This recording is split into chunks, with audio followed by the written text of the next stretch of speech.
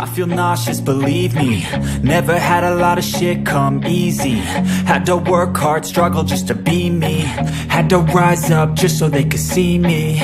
Did what I had to do just to feed me. And what was left over I put towards my dreaming. But the only thing in life that has meaning are the things you gotta work for, believe me.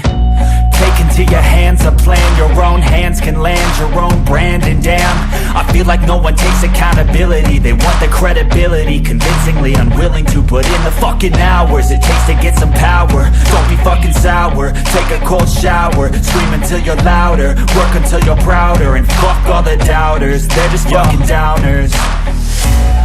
I swear to God they all let me down. I always fought just to wear the crown. I'm pissed off at these fucking clowns who were all taught they deserve an ounce. It's only worth it if you work for it. It's only worth it if you work for it. I won't stop till they hear me now. I won't stop till I wear the crown.